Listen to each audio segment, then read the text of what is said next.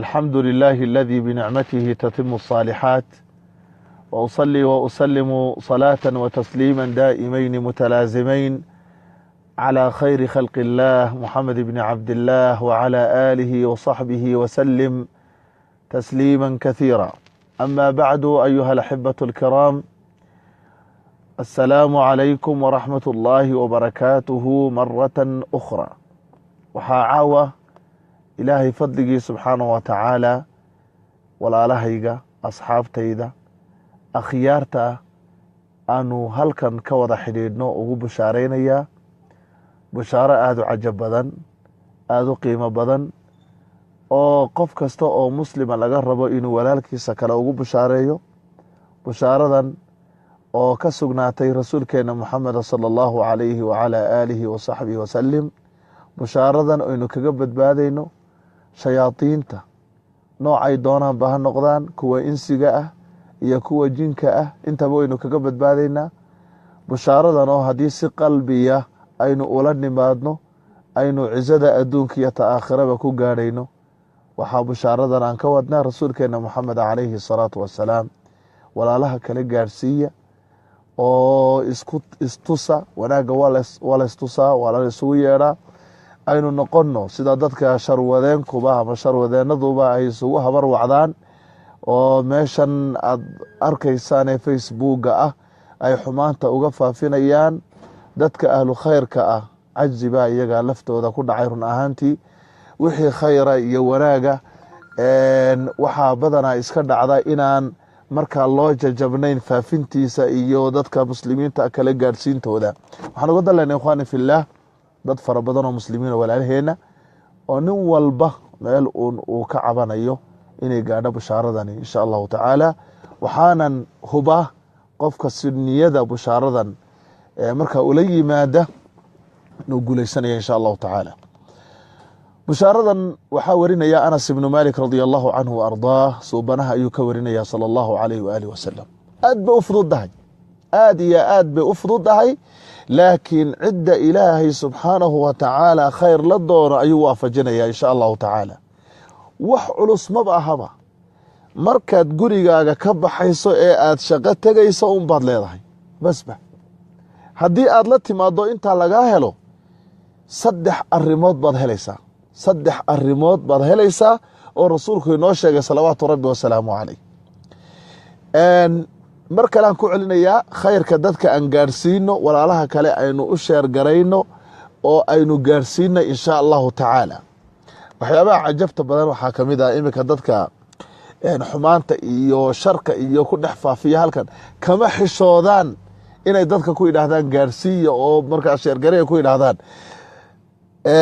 marka laakiin khayr iyo la faafinayo waxoogaaba waxaa markaasi ku soo galaysa inaad kelmadan sheergareeyaba aad ka yar xishoonayso, moogtahay si waxaad muxuu ahaa aad gaf ku jirto. laakiin ilaahay subxaanahu wa tacaala waxaan weydiisanaynaa inuu qalbigeennuna nadiifiyo, camalkeennana ikhlaas uu ka dhigo. ilaahay uun baynu kaga raadinaynaa raalli ahaansho. bishaaradu waxay tahay rasuulkeena moxamed calayhi salaatu wasalaam baa wuxuu yidhi idaa kharaja almuslimu min beytihi, qofku marka uu gurigiisa ka baxo, qofka muslimkii markuu gurigiisa ka baxo, rag iyo dumar noocuu doono ha noqdo, oo uu yidhaahdo bismi illaahi tawakaltu cala allah walaa xawla walaa quwata ila billaah. kalimaadka balaagda say u fudud yihiin waan macnaynaya insha allahu tacaala. idaa kharaja almuslimu,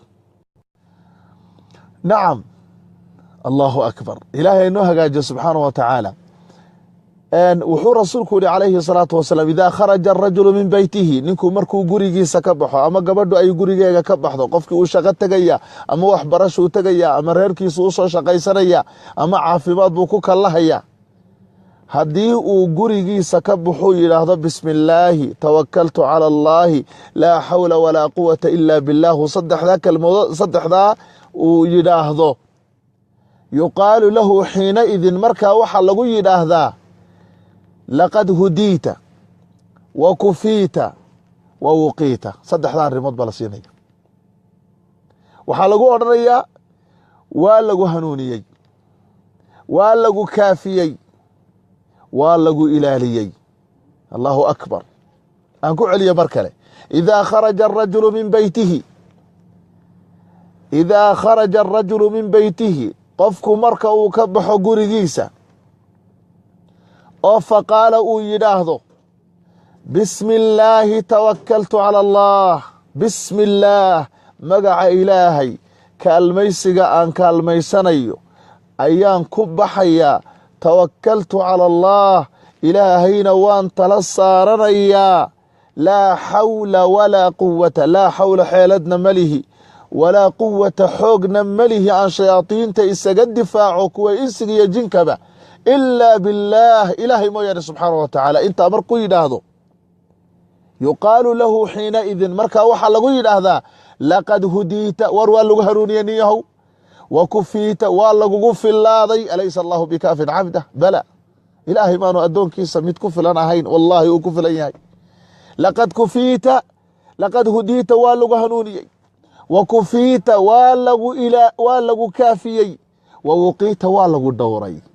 wuqiita min shari shayaaiin اlinsi waاljin, waxaa lagaa dhowray shayaaiinta insiga iyo jinkaba waa lagaa dhowray. asxaabta dhammaantood akhyaarta ha isgaadhsiiyaan, kolley waad garanaysaane waynu isxasuusinaynaa uun, ducadan waynu wada garanaynaa, laakiin waxaa inagu adag inaynu aroortii markaynu baxayna aynu nidhaahno walaalayaal aynu ka caado yeelanno, aynu nidhaahno nafteenna aynu barno wax kasta oo ina dhibaya oo insiyo jinba leh arki mayna insha allahu tacaala. sixir baanad arkayn haddii ilaahay idhaahdo, balaayo il baanad arkayn haddii ilaahay idhaahdo, waxaasoo dhan buu ilaahay kaa kaafinaya subxaana wa tacaala oo uu kaa dhowraya, uu kaa ilaalinaya. xadiidka maxaa ku sii jira? rasuulku wuxu uhi calayhi الsalaatu wasalaam tanaxaa canhu shayطaan, shayطaanka ayaa ka fogaanaya.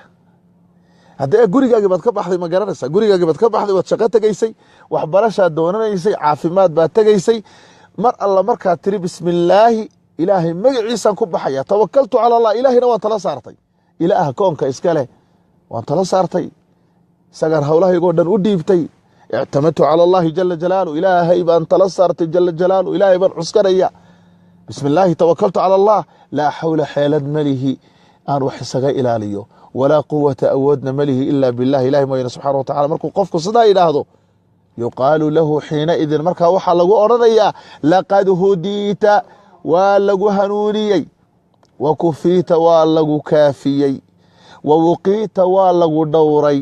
sidaa isayaa lagu odhanayaa, markaasaa tanaxaa canhu shayطaanu, shayطaankuna uu ka fogaanaya. markaasaa shayطaan kale ayaa wuxuu ku odhanayaa, shayطaan kale ay isla kulmayaano, markaasuu ku odhanayaa war sideed u lumin kartaa nin la hanuuniyey oo la kaafiyey oo la ilaaliyey, sideed u lumin kartaaba? maadaa lumimi kara? dayrkii ilaahay buu kaasi galayba. allahu akbar. kaasi ilaahay buu isku dhiibay jala jalaaluh. qofka ilaahay isku dhiiba ee ilaahay tala saarta fahuwa xasbuh, ilaahay baa ku filan. qaala tacaala waman yatawakal cala allahi fahuwa xasbuh. qofka ilaahay tala saarta ee taladiisa ilaahay u dhiibta, ilaahay baa ku filan. fahuwa kaafiih, allahu yakfiihi jala jalaaluh, ilaahay baa ku filan oo kaafinaya. intaa akhyaarta iyo walaalaha muslimiinta meel kastay joogaanba gaadhsiiya. allah idin barakeeyo dhammaantiin, allah idin janneeyo. ilahay waxaan weydiisanaynaa fii hadihi الsaaca wa fii hadihi الleyla أن يغفر لنا ذنوبنا وأن يدخلنا الجنة في الفردوس الأعلى مع النبيين والصديقين والشهداء وحسن أولئك والصالحين وحسن أولئك رفيقا. والسلام عليكم ورحمة الله وبركاته.